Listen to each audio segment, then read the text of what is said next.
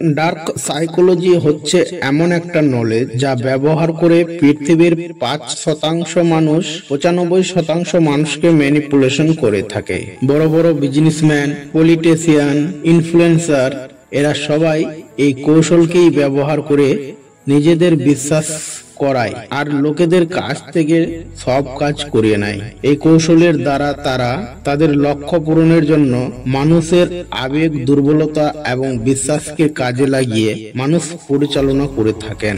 এই dark psychology শিখে আপনি যা চান তাই অর্জন করতে পারবেন।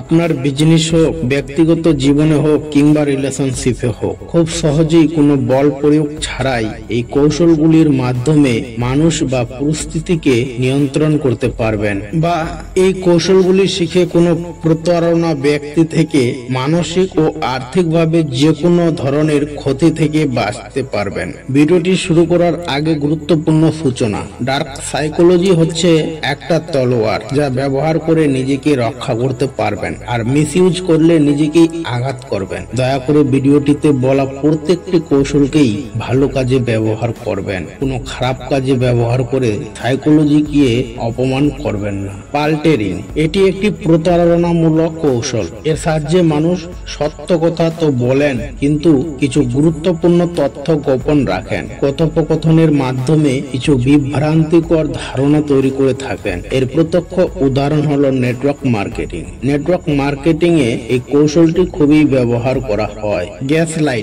গ্যাস লাইটিং হচ্ছে এমন একটি ম্যানিপুলেট কৌশল যার মাধ্যমে কোনো ব্যক্তি আপনার মনে সন্দেহ তৈরি করে দেয়। আপনার মনে এমন ভাবে সন্দেহ তৈরি করেন যে আপনি সেটা বুঝতেই পারেন না, আর আপনার দৃষ্টিকোণকেই পাল্টে দেয়। অনেক মানুষ এটাকে এজন্যই ব্যবহার করেন, যখন কোনো মানুষ তার নিজের কথায় আটকে যায় তখন তার মাইন্ড যে কোনো বিষয়কে অ্যাকসেপ্ট করে নেয়। এর সুযোগ নিয়েই ম্যানিপুলেটররা সহজেই তাদের কথা মানিয়ে নেয়। ধরুন, আপনার কোনো একজনের সঙ্গে ঝগড়া হয়ে গেল আর সেটাতে আপনার কোনো দোষ নেই, কিন্তু পরিস্থিতিকে পাল্টালো যে আপনি দোষী হয়ে গেলেন। তখন আপনার সাথে এই গ্যাস লাইটিং ম্যানিপুলেট হলো। রিভার্স সাইকোলজি এই কৌশলের মাধ্যমে মানুষ উল্টো করার পরামর্শ দিয়ে কিছু করতে উৎসাহিত করেন। এই কৌশলটিকে সাধারণত কোম্পানিগুলো ব্যবহার করে থাকেন, যেমন ড্রিম 11। লাভ বম্বিং এটা মনোযোগ বা প্রশংসা দিয়ে কাউকে